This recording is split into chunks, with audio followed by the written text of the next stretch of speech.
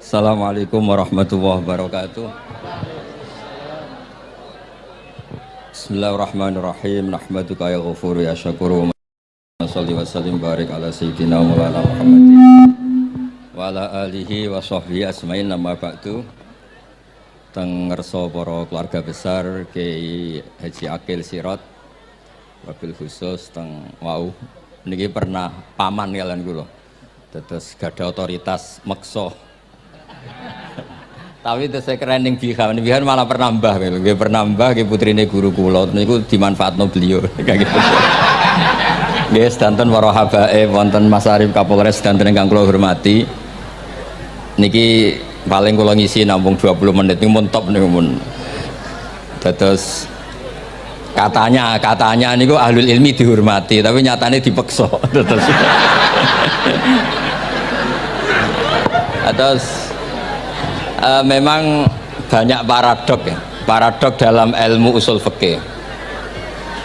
Ilmu usul fikih itu ilmu yang menjadikan orang itu bisa berpikir. Gitu. Kalau tak cerita tentang pertama tentang Ki Akil sing al-ma'ruf bi ahli nahwi. Nahwu riyen di era dulu itu dadekno tiyang dadi wali. Sampai disebut hatta nahat qulubuhum li nahwihi famin azimi sya'nihi lam tahwihi. Terus orang-orang baik niku ketika usul teng pangeran nyebut Allah la ilaha illallah mboten saged. Sagete namung nyebut dhamir sya'an niku hu. Akhirnya kathah toreko sing ha hu niku gara-gara ahli nahwu niku. Nah, disebut fa'uribat makna dhamiris sya'ni. Jadi ngelafatkan la ilaha illallah tidak bisa tapi hu bisa. Mergi ke Jawa ini tukang ngakali, terus hukum ini diakali. Sakjane teke hadis ini mangkana akhiru kalami la ilaha illallah dakhalal jannah. Tapi ada kekhawatiran pas la ilaha mati. Lana la ilaha mati ra radi kaya ateis. Ora ono pangeran maujud mati. Sampean kan gak iso janjian mbek Israel. Kan mboten saged weanan, mboten saged kong kali kong. Nah, daripada la ilaha niku resiko karena takut mati pas la ilaha dereng illallah, terus Ki Jawa mulai nalkin ngangge Allah. Tapi Allah sarasan itu tidak mewakili la ilaha illallah. Akhirnya diambil dhamir sya'an fa'alam annahu la ilaha illallah. Niku asal usulnya. Cuma kebetulan thariqah kita tidak jalur itu, tidak jalur yang lewat dhamir napa sya'an. Tapi sementing tadi dawuhe Kiai Mustafa, sementing kita tahu secara ilmu. Terus nomor kali cerita uzlah wow. Kalau memang benar-benar uzlah. Terus kalau ini diundang acara-acara publik kemarin di Habib Jindan gitu, hanya di Falako ilmiah. Kemarin terakhir beliau ngerayu ini dari marrotan wahidah. Ini saya pegang. Dan itu dicatat di Loh Mahfud. Dan ciri utama kiai itu tidak membatalkan perjanjian. Jenengan jauh marrotan wahidah Mas niku. Ben gelem. Terus ngaten kula cerita sithik tentang ilmu yang sering kula utarakan. Di antara kitab yang dipakai guru-guru kita sing dilanggengi Mbah Mun Maus niku kitab Ihya. Kula dari sekian cerita Ihya yang paling kula kenang niku bahwa ternyata Allah itu andaikan boleh dibahasakan niku cara berpikir tuh dalam bahasa tafsir disebut tanazul niku wong ben kaya orang kebanyakan. Saya ulang lagi supaya orang tuh kayak orang apa? Kebanyakan. Ada dua ahli neraka yang dipanggil, yang satu ditakoki cung ning neraka piye rasane? Syarru makan mboten enak Gusti. Terus pangeran diken balik ya wis kono cung mlayu balik nang neraka. Niku tiangnya lari kencang, sekencang-kencangnya. Semangatnya seneng ngabeh kon balik ning neraka. Ditakoki mbek pangeran, "Lho cung kon mara neraka kok seneng?" Kula nu pun kapok Gusti, kula nu nyesal ketika di dunia nak jenengan utus niku lelat-lelet. Niki kula tobat dengan bukti dikan jenengan teng neraka kula mlayu. Lho nu pangeran akhirnya haru wong kok semangate mlebu neraka kaya ngono. Mergo diperintah pangeran. Ya terus niki ijazah jenengan akan mlebu neraka jenengan sing semangat nggih. Karena zaman ning donya sering diperintah Allah mboten napa? Semangat. Nah niku kemungkinannya dibarno, kemungkinannya dipanggil. Lah yang itu terus dipanggil oleh Allah. Ya wis kaya wong apik, tak kongkon nurut tenan, semangat tenan, terus diken mlebu swarga. Nah niki ijazah pertama nggih. Dinaken mlebu neraka sing napa? Semangat. Sing kedua niku dipanggil ku plengakan lelat-lelet. Kados kula diutus Gus Mus niki nelpon. Nelpon kula mboten purun akhire ning Bika jare matur Gus Subak. Turuti ya, aku diamuk Bika jare Bapak. Dados niki melibatkan sekian pihak untuk memaksa saya datang ke mriki. Aduh, repot wong sawang kempek niku. Repot nyen repot. Mugi-mugi di sepuro ngoten. Yang kedua niku diken mlebu neraka malih ku lelat-lelet ndelok pangeran mboten semangat. Ditakoki mbek pangeran. Kenapa kamu tidak semangat? Saya itu tidak pernah ngira jenengan yang baik sudah masukkan saya ke surga, kemudian jenengan nyuruh lagi saya ke neraka. Saya tidak pernah mengira engkau itu seperti itu. Terus Allah nggih, ana indadzoni abdibi. Ya ora apa-apa, swarga wae swarga. Ini dua ijazah untuk sampean supaya bisa masuk napa? Swarga. Terus kita tidak pernah tahu napa Gustofa ngundang kula nyenengno wong akeh ganjaran, napa meksa wong alim dosa, mboten ngerti kula carane. Karena dalam ilmu usul fikih, kembali ke usul fikih, kula nu gak ada khazanah kathah tentang debate pangeran kalian nabi ini. Kathah, mboten satu dua contoh di beberapa kitab tafsir. Suatu saat kula sering cerita niki, suatu saat Khalilur Rahman Ibrahim itu kedatangan Israel. Kamu mau apa? Mau matikan jenengan? Kata Nabi Ibrahim, harro'aital khalil yumitu khalilah. Mosok aku kekasih pangeran dipateni, mosok orang yang dicintai membunuh yang dicintai, orang yang mencintai seseorang kemudian membunuh yang dicintai. Tidak ada itu. Akhirnya Israel matur teng pangeran. Cara politiknya ngeten, wau sing cara lagi seneng ngendikan politik. Wani kiai lengser dari beliau. Ono. Nah kula niku ahli tauhid wis pancen kodok kodare ngoten mawon, mboten berpikir ruwet-ruwet. Terus Israel kan mboten biasa logika, kayak kan malaikat itu SOP kan, mboten biasa logika. Akhirnya matur tu pangeran, kata Ibrahim, masa kekasih bunuh yang dikasih, masa yang mencintai bunuh yang dicintai. Tapi Ibrahim baru sadar ngadepi pangeran gitu, lebih pinter. Terus kan ketika ane Allah fakul lahu, katakan ke Ibrahim, harlo aital khalil yakrohu ayal ko khalilah. Mosok jari seneng aku kok ketemu aku rawani, jari seneng kok rawani ketemu. Lah niki sampean anggapin mati, monggo ngake ilmu sing niki. Wong jari seneng pangeran kok rawani ketemu pangeran. Jeneng, nah, seneng seneng ketemu. Ibrahim seneng terus akhir. Yo mati saiki ora apa-apa mati saiki. Terus kedua, niki cerita karena ini pondok ilmu, orang harus biasa pakai logika usul fikih. Politik juga gitu. Nak kiai politik rawan kena syubhat. Tapi nak wong soleh oleh politik, kue ridho dipimpin wong fasik-fasik kabeh. Ya, mboten ngerti, mboten bener di pokoknya ngoten. Yes, itu memang logika usul napa? Fikih. Logika usul napa? Fikih. Ketika Nabi Adam badhe didamel niku materinya saking bumi. Pertama sing diutus Jibril. Jibril ambekan qabdotan minal ardi, segenggam bumi. Saya mau bikin Adam, materinya dari bumi. Setelah datang ke bumi mau ngambil ista'adzat billah. Maksudnya ista'adzat billah, a'udzu billahi minka, saya berlindung Allah dari kamu. Antasinani. Kalau ngarepe Gustofa dari ahli nahwu dados kula niki tak goleki tenan pancen syanahu mun mutaaddi bi nafsi. Mungkin dibuli ku antusinani kok panjang nanti cerita. Saya tidak ingin bagian dari saya diambil, kok aku bolong. Iku coro bumi itu sudah masalah. Terus akhirnya Jibril kembali, ya Allah, dia berlindung kepada engkau maka saya lindungi. Allah membenarkan Jibril, Mikail juga sama. Tapi ketika Israel, ini Israel itu masalah memang. Ketika disuruh ngambil bumi, buminya ista'adat billah, tetap diambil. A'udzu billahi minka antasinani, saya berlindung Allah supaya kamu tidak melukai saya, mencidrai saya dengan mengambil bagian dari saya. Kata Israel, wa a'udzu billah alla unaffidhu amroh. Saya juga a'udzu billah diperintah Allah kok tidak kasil. Kudu kasil. Lah saya tidak tahu yang benar istilahnya Jibril apa istilahnya Israil. Terus memang sudut pandang. Makanya dulu ketika banyak pondok putri itu kiai-kiai kuno dulu itu menentang. Alasannya nggih, nak bojone jelas khawatir kiai ini kecobaan itu jelas.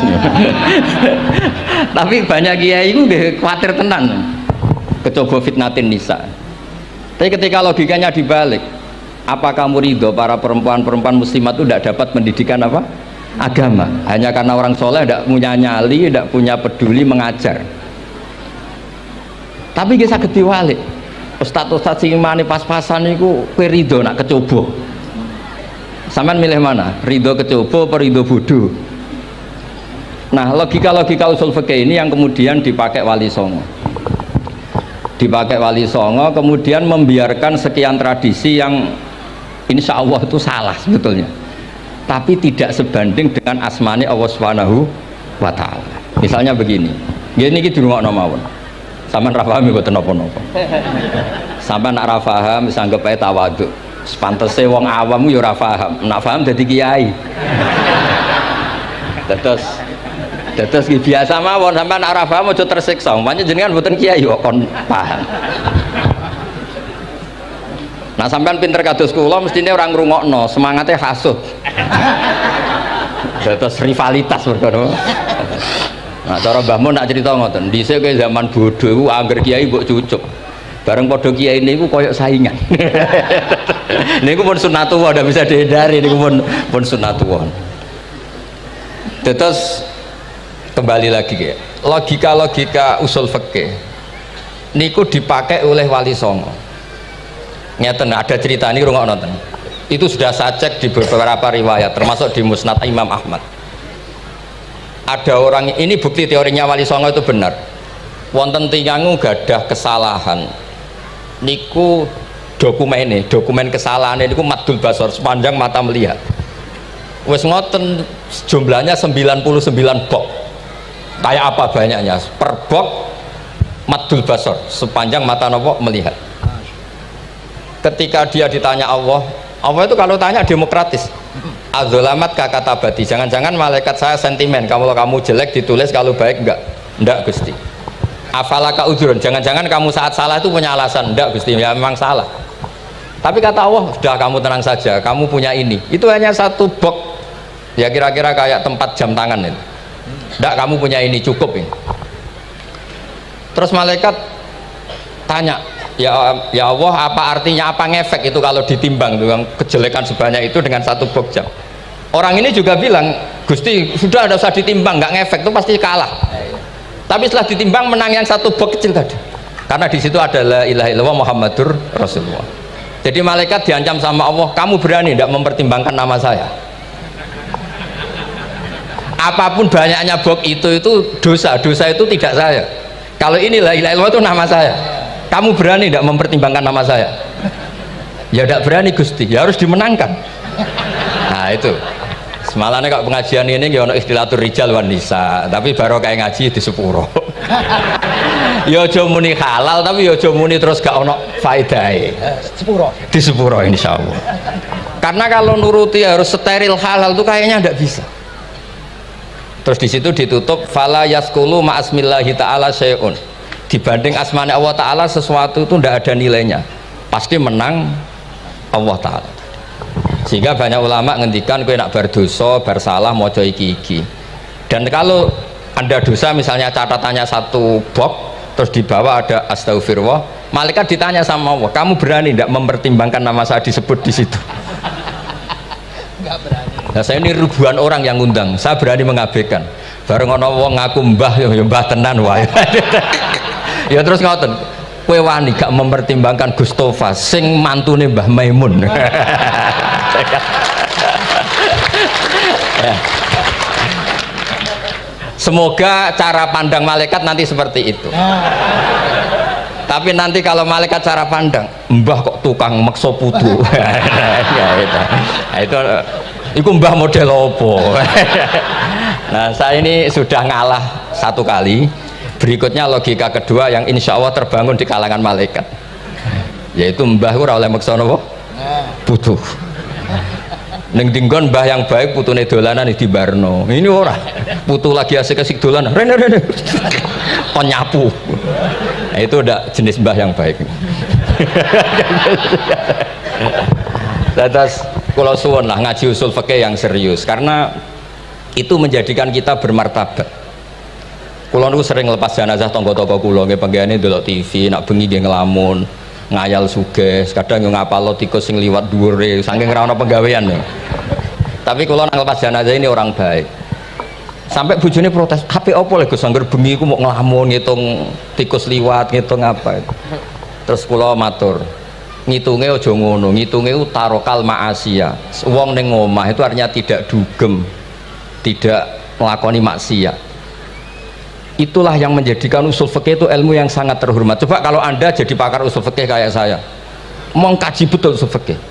Orang tidur semalaman jangan bahasakan tarokat tahajud, wa tarokal witro, wa taroka qiyamal lail. Tapi bahasakan tarokat zina, wa tarokal ghibah, wa taroka kada wa kada minal ma'asi.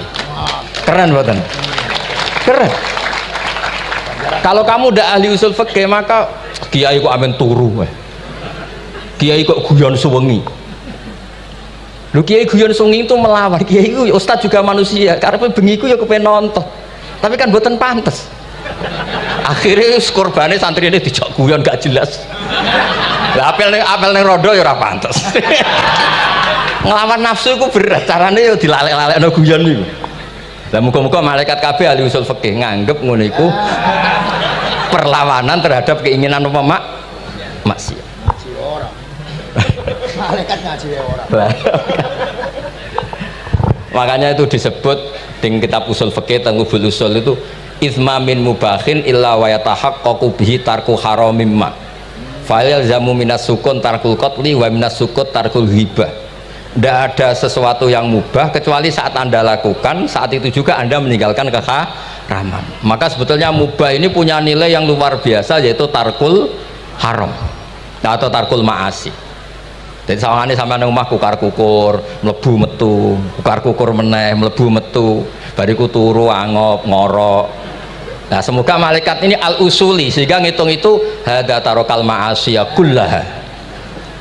Hebat ini orang yang tinggal napa? Maksiat. Kayak nak malaikat itu jenis rada ekstrim. Alumni kempek suwengi ra tahajud ora witir ku alumni opo? Makanya kalau niku ngaji usul fikih terus supaya diperdengarkan ke malaikat. Supaya teorinya pakai usul napa? Fikih. Jadi kalau melihat kita melakukan mubah niku dihitung tarkul napa? Ma'as. Nah ini pentingnya ngaji. Kalau nate ditanya sama seorang dosen, Gus, masa iya Quran yang katanya mutu semutu-mutunya, kemudian ada ayat kulu washrobu, mosok urusan mangan, gak usah disuruh orang juga makan. Terus kualitasnya kulu washrobu itu di mana? Terus kalau jawab, terus sorokan yang penting wopo, rapat utawa seminar. Ndak ada rapat, ndak ada seminar itu kamu ndak mati, tapi kalau nggak makan itu mati. Penting mana? Ya penting makan. Lah iya, jadi orang itu lupa kalau sesuatu yang seserius itu karena menjaga nyawa, yaitu makan. Terus karena makan tuh hal yang murah dianggap biasa, itu bahaya. Sehingga sebetulnya yang kita bisa jadi wali lewat hal-hal keseharian tidak bisa jadi wali karena tadi saya punya hadis ini mudah sekali untuk Anda jadi wali, bahkan di atas wali lah. Inna woha ta'ala layar do anil abdi, pakai inna masih pakai lam taukid. Inna woha layar do anil abdi ayak kulal aklata fayahmadahu alaiha aw yasroba syarba fayahmadahu alaiha.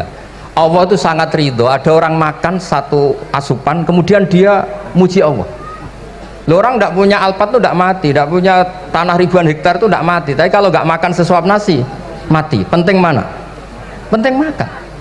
Tapi gara-gara kamu tamak untuk syukur nunggu punya alpat, untuk syukur nunggu punya tanah banyak, Anda ini bodoh, mau syukur saja syaratnya kok banyak. Jadi sebetulnya kalau kita mau jadi wali itu cukup setiap makan itu kamu syukur. Fayahmadahu alaiha. Au yasroba syarba fayahmadahu alaiha. Makanya wali-wali dulu kalau didik raja yang sedang berkuasa itu ditanya, kamu raja besar, punya pengaruh besar. Andaikan kamu di padang pasir dan kemudian Anda tidak mendapatkan air sama sekali. Apakah kamu menggantikan kerajaan kamu demi beli satu seteguk air? Iya, akan saya beli karena saya kalau tidak minum mati. La tafrah bimulkin la yusawi jar'atamain. Kamu jangan bangga dengan sistem kekuasaan yang tidak senilai dengan seteguk air. Orang nggak jadi raja itu nggak mati, tapi kalau nggak minum mati. Terus akhirnya dosen itu tahu, wah berarti kulu wasrobu itu luar biasa, Gus. Sangat luar biasa. Makan dan minum itu luar biasa. Makanya terus adat kiai mertamu mangan. Kalau tadi baru datang kon mangan, di sini ya ada mangan. Ya sanggep aja itu proses jadi wali, ngoten mawon. Jadi segampang itu jadi wali. Nah, kemudian gara-gara torekoh terus jadi wali ku repot kon maca 10.000 wiridan kon opo. Kesuwen nih cara-cara kesuwen. Karena ini partai gak torekoh tadi. Dulu abahnya Mbah Maimun Mbah Zubair itu kalau disuruh wiridan lama-lama itu nggak mau. Sementing diridani pangeran, mau kok akeh-akeh. Nah, itu partainya partai ahlul ilmi. Ya partainya partai ahlul apa? Ilmi. Nah kemudian karena saya ini nekuni tafsir ya, itu saya kepengen ya menggerakkan supaya ilmu Quran itu menarik. Caranya apa? Cari sisi ekstrimnya. Kalau bolak-balik, kenapa sih orang nggak janggal? Nggak janggal itu udah iskal. Quran itu kan kalamu Allah. Salah lagi Quran itu kalamu Allah. Masa iya Allah yang Tuhan kemudian ngendikan iya kana budu wa iya kanas tai. Kepadamu aku menyembah. Masa Allah ngendikan gitu pada kekasihnya Nabi Muhammad. Padahal Allah itu al-ma'bud bukan abid. Allah yang disembah bukan yang menyembah. Semua ahli tafsir, saya bukan bilang sebagian, semua ahli tafsir pasti ngendikan begini. Wa yuqaddaru qabla qaulihi ta'ala iyyaka na'budu qulu. Sebelum iyyaka na'budu itu ada kata yang disimpan yaitu qulu. Jadi iyyaka na'budu itu betul ngendikane Allah, cuma sudah dikasihkan Jibril kepada umatnya Rasulullah. Jadi Jibril bilang gini ke Rasulullah Muhammad kul iyyaka na'budu. Kemudian Nabi juga bilang ke umatnya qulu iyyaka na'budu. Jadi ini kalamu Allah yang sudah milik kita. Nah berhubung milik kita, kita sah mengatakan iya karena bukti. Karena kalau tidak janggal, masa iya Allah berdoa ihdinas siratal mustaqim, tunjukkan kami jalan yang benar. Lah kalau ihdinas siratal mustaqim kalamu Allah berarti kan Allah yang berdoa. Nah sehingga semua tafsir bilang sama. Wa yuqaddaru qabla qauli ihdinas siratal mustaqim qulu. Nah terus ada mufassir lain bilang jangan mulai iya karena butuh ya semuanya, mulai bismillah qulu bismillahirrahmanirrahim. Masa iya Allah sendiri yang bilang bismillahirrahmanirrahim. Nah dengan tafsir seperti ini terus kita akhirnya lagi-lagi kembali ke usul fikih, kembali ke balaghah, kembali ke nahwu. Kalau ndak ya Anda akan menafsiri Quran pakai logika Anda sendiri. Sampai ada mungkirus sunnah. Pokoknya sementing kembali ke Quran. Orang roh Quran itu kayak apa? Saya kemarin ngaji di Sedan di daerah saya bilang Sayyidina Umar itu Islam sebelum minta hidayat. Khalid bin Walid ya Islam sebelumnya ya tidak minta hidayat. Nah itu kan janggal. Padahal katanya Quran itu hudal lil muttaqin, petunjuk bagi mereka yang takwa. Padahal tidak ada sabkut takwa untuk Umar. Umar tidak pernah takwa, tapi nyatanya Islam. Bahkan dia masuk ke rumahnya Zaid bin Arqam itu mau bunuh Nabi, mau nyari Nabi, bukan mau Islam. Tapi ketika dengar iparnya membaca Toha ma anzalna alikal Qur'ana litasqa, kemudian dia masuk Islam. Lalu gimana tentang hudal lil muttaqin, petunjuk bagi mereka yang takwa? Banyak ulama yang mengatakan lil muttaqin itu balaghahnya lil iktifa, lil muttaqina wa ghairihim. Jadi Quran itu petunjuk bagi yang takwa dan yang tidak takwa. Dan itu di bahasa Arab sah. Di bahasa Arab sah. Misalnya gini ya, kalau sampean punya ponakan dolan, cong-cong nang mangan. Ya maksudnya ya mangan mbek ngombe, mangan tok seretan mati kan. Itu kan satu paket. Sarobila taqikumul harra wal barda. Pakaian yang melindungi dari panas. Di situ nggak disebut wal barda, tapi artinya juga wal barda. Karena kalau tidak diartikan lil iktifa, nanti Quran itu memberi petunjuk bagi yang sudah mutakin. Corong doang nguyai segoro, wis takwa kok. Nah ini kita butuh ahli tafsir yang al usuli. Karena itu yang menjadikan Quran punya kualitas lagi. Seolah lagi punya kualitas lagi. Kalau ndak Quran tuh kayak biasa-biasa saja, kayak tadi kulu wasrobu kayak dan seterusnya dan seterusnya. Jadi kalau suwun barokahnya hormat sama orang alim kados Ki Akil, Ki Siras dan tenaga keluarga mriki. Orang menghidupkan logika ilmu lagi. Jadi kalau seneng lah nak dalam Gusmus ahli ilmu boten krono niat fakir boten. Biar sampean ngerti lah kalau ngadepi ahlul ilmi itu pun boten level. Ahlul ilmi itu kalau punya logika itu tidak bisa dibantah. Saya beri contoh sekian contoh yang nyata yang diajarkan Rasulullah SAW. Nabi itu pernah mau dipermalukan orang karena Nabi ngendikan la adwa wala tiarata, tidak ada penyakit menular. Terus ada orang iseng kok onta yang kena kudisen itu dijejerkan yang waras ikut kena kudisen. Terus orang ini tanya, ya Rasulullah ini tadi sehat tapi kena onta yang kudisen ikut kudisen. Nabi tanya lagi, faman a'dal awal, yang kudisen pertama ketularan siapa? Wah itu dari Allah ya, maksud saya seperti itu. Jadi ada terus orang-orang kafir itu cara berpikir aja alal alihata ilaha wahida inna hadalah syai'un ujab. Muhammad ya tentu mereka masih jangkar. Muhammad problem kita ini banyak. Kalau Tuhannya satu tidak cukup. Ada problem kredit macet, ada problem macam-macam kan, utang piutang macam-macam. Kalau Tuhannya satu tidak cukup. Kita butuh Tuhan banyak karena problem kita banyak. Lalu Nabi mengajarkan mereka apa logika yang dibangun. Kalau kamu jadi buruh, kemudian majikan kamu banyak, semuanya merintahkan kamu bingung nggak? Ya bingung. Tuhan kamu itu majikan kamu, kalau banyak-banyak perintah semua kamu yang bingung. Ya sudah mat Tuhannya satu saja. Itu disebut dorobawa masalah rojulan fihi syuraka umutasakisuna warojulan salamal lirojul. Nah sekarang itu kita ini mulai kehilangan fatonahnya Rasulullah SAW. Nabi dulu itu kalau nerangkan ilmu itu logikanya gampang sekali. Logika yang dibangun tuh gampang sekali. Ada orang cerita, ya Rasulullah saya ini ada sekian anak saya, yang paling saya cintai satu. Apa saya boleh melebihkan yang paling saya sayangi dalam pemberian?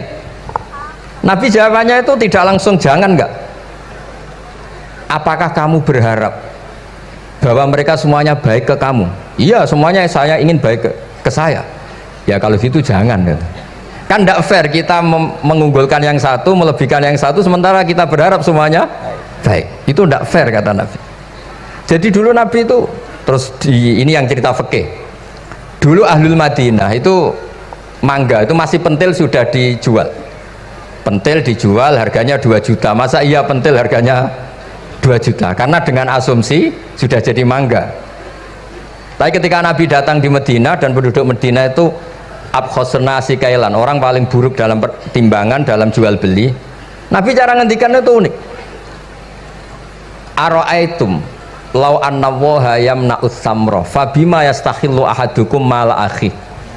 Kalau pentil ini ternyata kena angin terus kemudian tidak jadi buah, lalu kamu nerima uang 2 juta itu atas nama apa? Atas nama beli pelem, nyatanya belum jadi mangga. Mosok kalau pentil seharga 2 juta. Semenjak itu terus Ahlul Madinah sadar kalau jual buah itu nunggu ba'da buduwi solahiyah, setelah samroh ini berbentuk.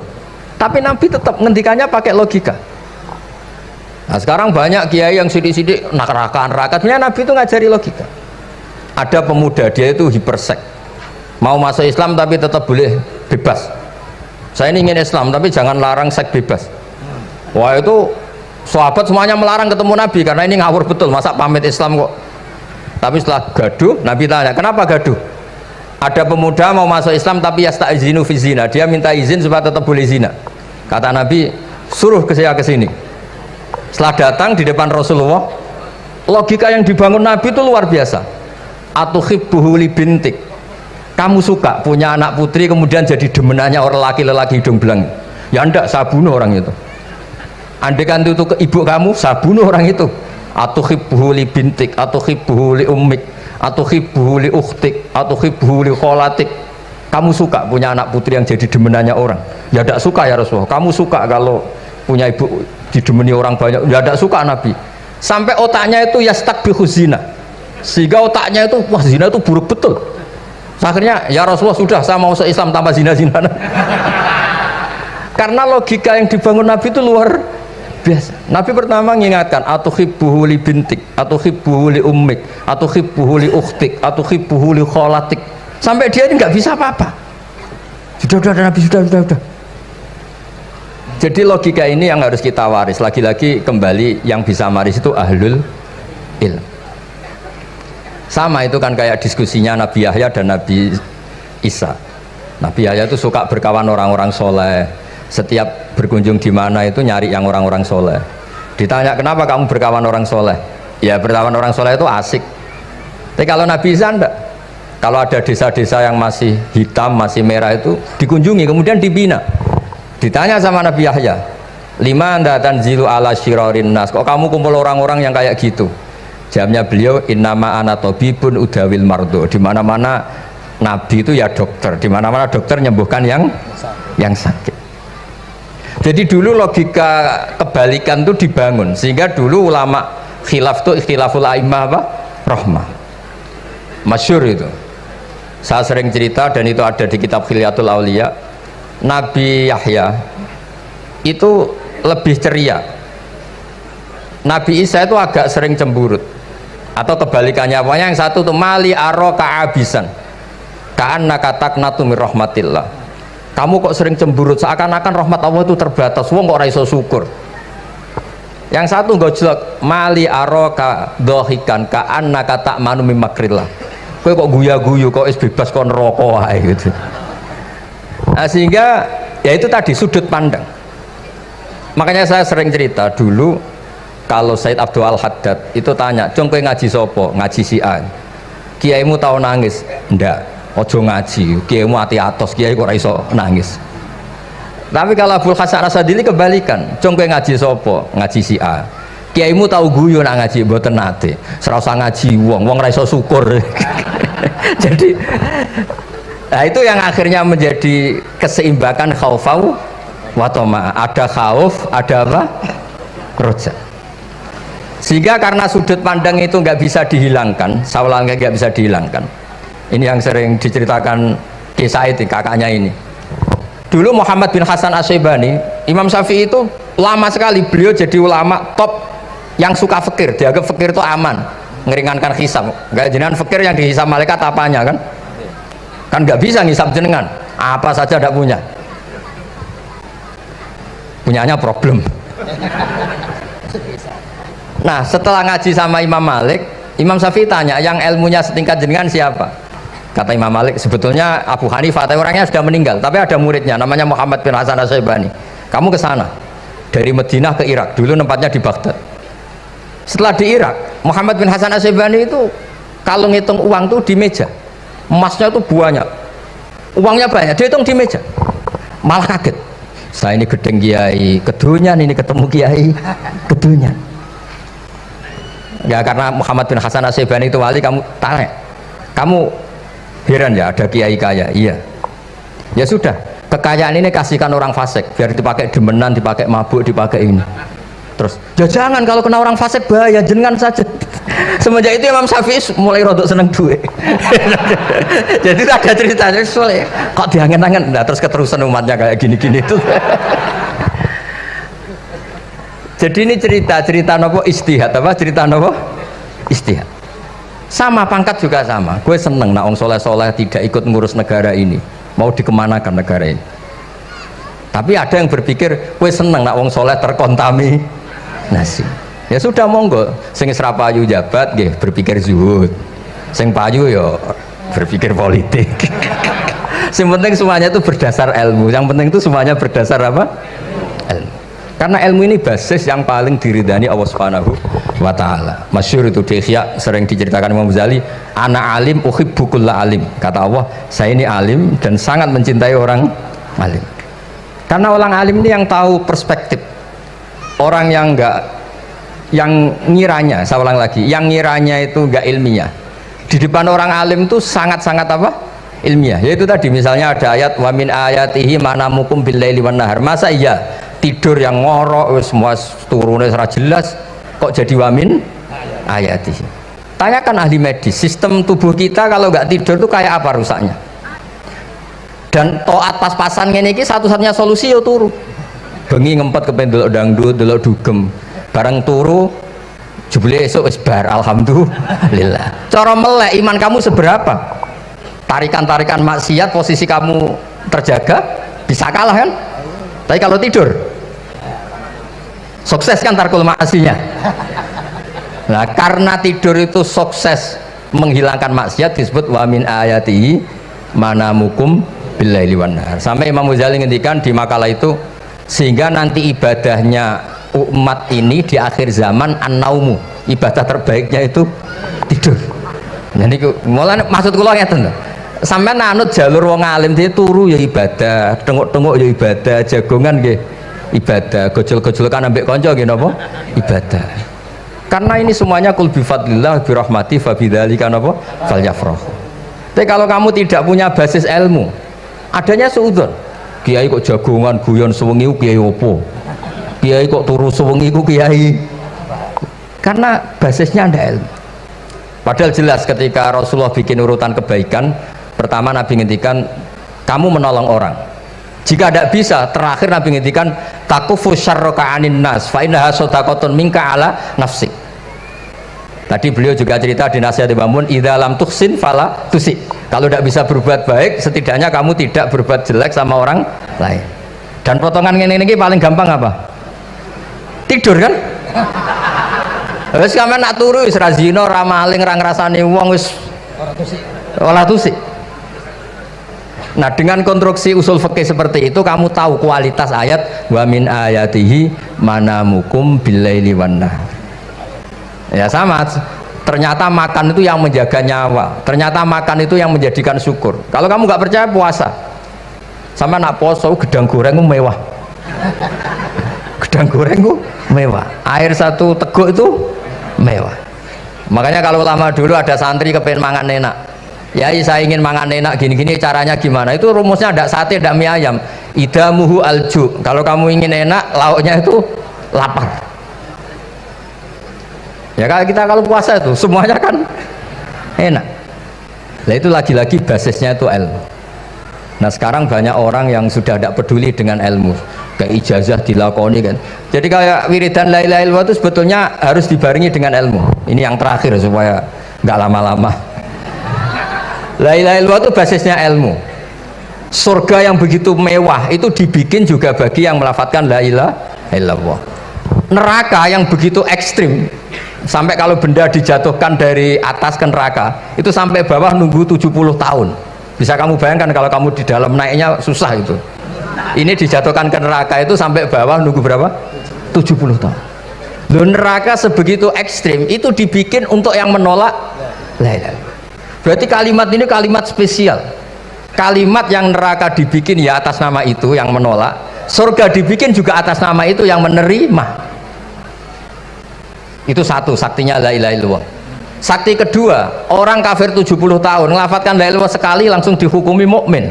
Yughfar lahum ma qad salaf. Qul lil ladzina kafaru iyantahu yughfar lahum ma qad salaf. Orang yang melafatkan la ilaha illallah Muhammadur Rasulullah itu dosa 70 tahun kafir itu hilang semua.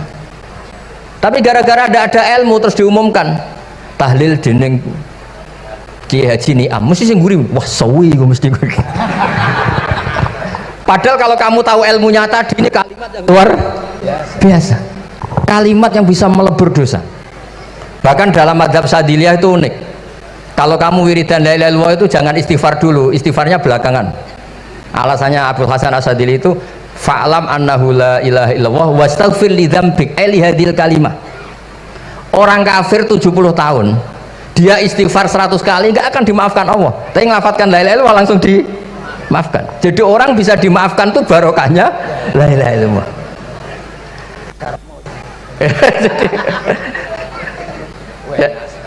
Ya kan? Jadi orang kafir 70 tahun wirid istighfar 100 kali atau 1000 kali dimaafkan enggak? Enggak kan? Tapi kalau membaca la ilaha illallah dimaafkan.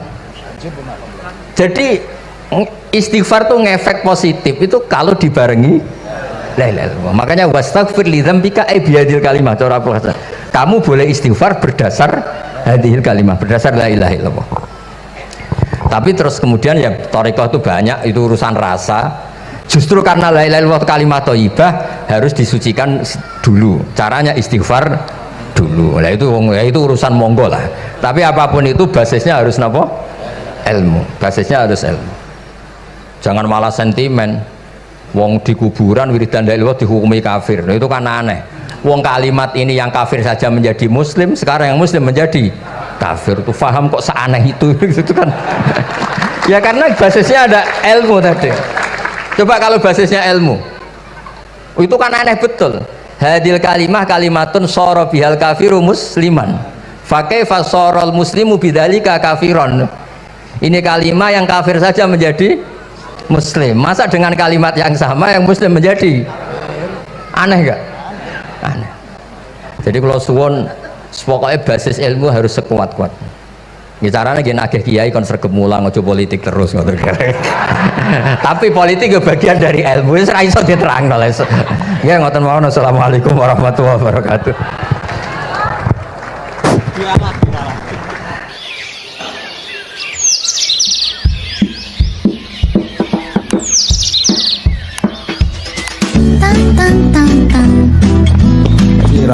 Cuma mereka yang tanya itu biyen belajar piye kok iso alim kaya ngono, ya kan?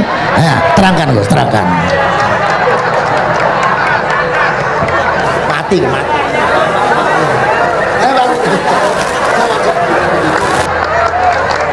Setuju kan? Setuju? Sila. Asal dakaik.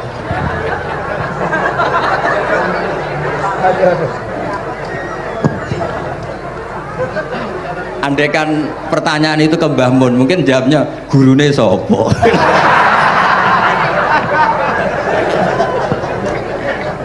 Tapi mungkin kalau ke mbah-mbah saya ya juga babanya nih Biha juga Mbak Abdul Aziz, mungkin putuku.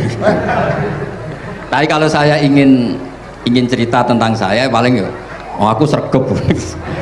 Yang jelas tuh dari kafadlu wa yuti apa? Mayasa. Tapi gini, kalau ini menghormati bahasa saya ini, kalau ijazah begini, dulu Mbak Mun tuh sering cerita juga bahasa hal. Kena kepengen ngalim, ku sinau sedurunge ngaji.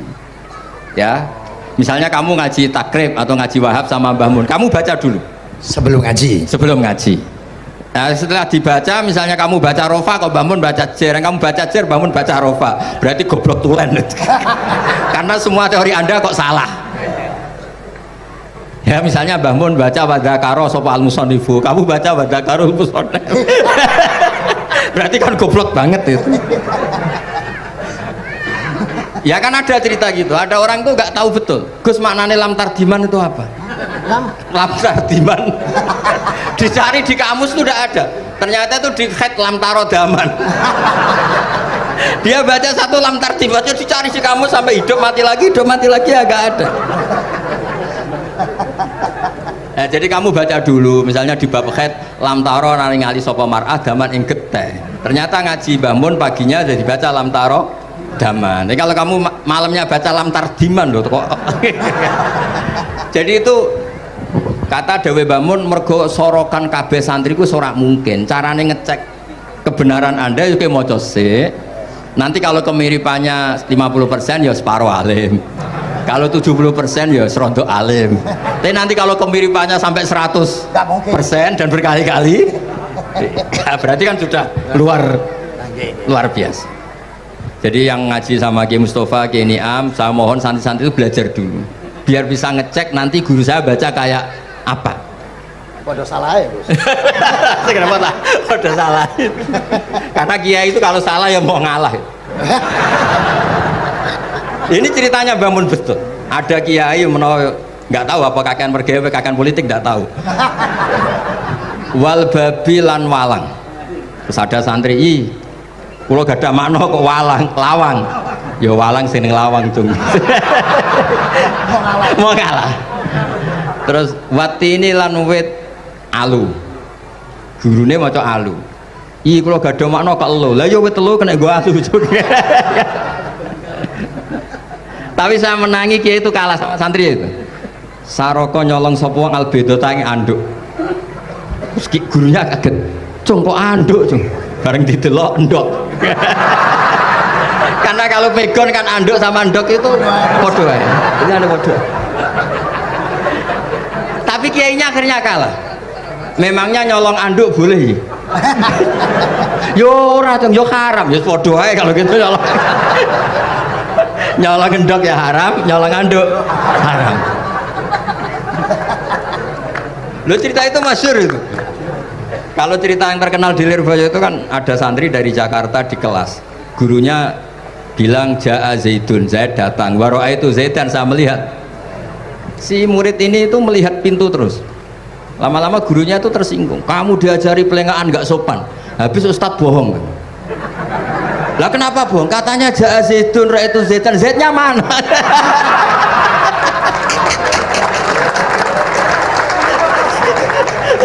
Dia gak ngerti. Zaid datang, saya melihat. Mana orangnya kok dibahas-bahas terus itu. Ya, jadi yang serius tadi, kalau sampean ingin nguji kualitas Anda, makanya saya dulu itu pede baca kitab di depan Mbah Mun karena ya ngecek. Dan dulu itu Gus Zofur, Gus Kamil sebelum ngaji ya itu mesti sinau sama saya. Nanti ketika Mbah Mun baca tadi, kalau kemiripannya kita 90% ya bagus, syukur-syukur sampai 100, dan itu terulang sampai Wahab Hatam, Jamul Jami' Hatam, sehingga kita tahu. Jadi kalau diskusi kita kok salah ya tahu, kalau benar ya tahu, kalau tahqiq ya tahu. Biasanya kalau tahqiq itu Mbah Mun karena takut nyalahkan kiai-kiai Jawa, kalau baca 2 kali, misalnya begini, Yasmalu, kadang diwaca Yasmilu ya apa-apa nggih Jawa wae gitu. Karena kalau kita memaksakan sampai benar seperti di kamus, kayaknya kalau ki Jawa itu berat sekali. Dumeli bojo bolak-balik wis mesti ora goblok wis apik lah. Karena kalau baca tahqiq itu kan butuh kamus. Yang benar itu Yasmalu misalnya. Tapi kan populer juga orang baca Yasmilu. Saya itu menangi loh, Kiai Jawa dulu baca Simai itu menangi, Master Simai. Lama-lama setelah banyak alumni Al-Azhar terus berdasar kamus baca Samai semua sekarang. Saya menangi Kiai itu baca Dilalah. Lama-lama karena sekarang udah banyak punya kamus, baca Dalalah, Fa'alah. Jadi Kiai itu juga kadang-kadang keteror muridnya. Makanya Syekh Zakaria Al-Ansori itu pernah ditanya, kenapa engkau begitu alim alama sampai dilakopi Syekhul Islam? Kata beliau itu lucu jawabannya, karena saya ini orang yang sial. Saya dulu punya guru namanya Ibnu Hajar Al-Asqalani dan punya murid namanya Ibnu Hajar Al-Haytami. Kata beliau, dukik tuh bena hajaro ini. Saya ini digebek 2 batu. Kalau mau ngaji takut saya minta ampun karena disuruh baca sama Ibnu Hajar Al-Asqalani. Kalau mau ngajar takutnya saya bukan main karena Ibnu Hajar Al-Haytami itu cerdasnya bukan main. Jadi kalau saya salah itu konangan. Akhirnya dia jadi orang sial tadi. Mau ngaji ya belajar, mau ngajar ya belajar. Makanya meskipun ini pernah sepuh saya tidak berani ngaji beliau. Wah mesti meriang saya kalau ngaji. Jadi yang terkenal alim-alim mohon ngajinya dikurangi ya, karena ini kasihan gurunya. Kasihan gurunya. Nggih, pun cekap. Bon, itu catat ya. Sebelum ngaji baca dulu. Satu lagi, Gus. Sampean ketoke kiai ndesok kok kuliah. Betul kuliah? Oh, nggih nggih. Pun dari belajar dari mana sampai kemana Gus jenengan? Dari Mondok sampai ke Jogja sampai Putih. Monggo.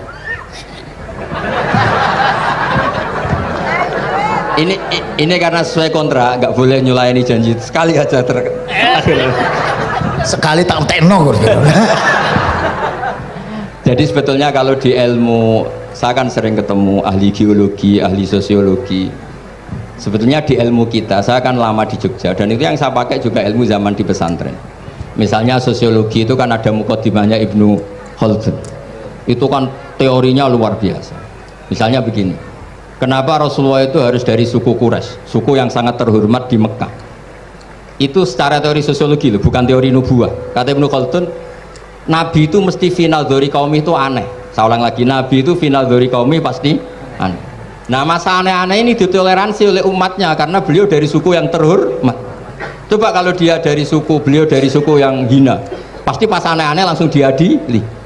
Ya kalau di NU lah, ndak Gus Dur kok bikin aneh-aneh di NU kan langsung tuntas. Tapi berhubung Gus Dur cucu Mbah Hasyim, Orang itu mentoleransi, bahkan mengira jangan-jangan teori beliau lebih baik ketimbang kita. Nah makanya terus kata Ibnu Khaldun, ma ba'atsawu nabiyan illa fi manaatin min qaumin, tidak ada nabi diutus kecuali dari kaum terbaik, supaya masa-masa transisi ini nggak ada perlawanan. Nah itu namanya sosiologi.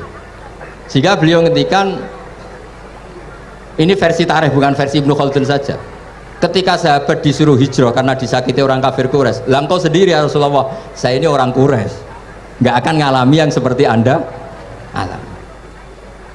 Nah itu namanya sosiologi. Begitu juga matematika. Saya sering ketemu pakar matematika dari UI, dari UGM. Misalnya bilang zakat kan 2,5% misalnya zakat tijar. Saya bilang kalau ngitung itu porogabit, padahal kita zaman sekolah porogabit itu pantangan. Tapi saya bilang saya punya matematika lebih cepat. Apa itu Pak Ba? Kalau manggil saya Pak Ba. Kalau di kitab disebut rubu'ul usyur apa? Jadi bertahap. Misalnya 1 juta, usurnya akan 100.000. Setelah 100.000 rubuknya 25.000. Itu kita tidak usah pakai catatan bisa. Nah itu matematika Arab. Makanya orang Arab tuh nggak bisa nulis, tapi matematikanya cepat karena bertahap. Misalnya 1 miliar ya cari aja usurnya 100 juta. Berarti rubuknya 25 juta. Berarti 2/5, 2,5-nya 1 miliar itu 25 juta. Tapi kalau orang Arab bilang itu rubul usur. Diusurkan dulu baru dirubuk. Misalnya 6, 2/3 6 berapa? Orang Arab bilang sulusan. 6 sulusnya 2, sulus 2 kali berarti 4. Sama misalnya zakat zuro. Zakat zuro itu kan al usyur sama nisful usyur. Berarti misalnya kalau tidak disirami ya, tidak biaya, zakatnya itu 10%, berarti per 100 10. Nah sekarang kalau 10 ini kan berarti 1/10. Lah nanti kalau disirami pakai biaya namanya nisul usyur, berarti 5. Jadi orang Arab itu nggak mau langsung bilang 5, karena kalau 100 dibagi 5 itu apa, jadi 5 itu mikirnya panjang. Jadi diusurkan dulu terus nanti dibilangkan nisful usyur. Nah, jadi ilmu khazanah kita ini sudah luar biasa. Nah, itu makanya terus orang Arab kalau ngitung matematika itu tidak usah tulisan, tidak usah porogabit karena bertahap tadi. Jadi misalnya 2,5 bahasannya apa? Rubu'ul usyur. 1 miliar usurnya berapa? 100. Rubuknya berapa?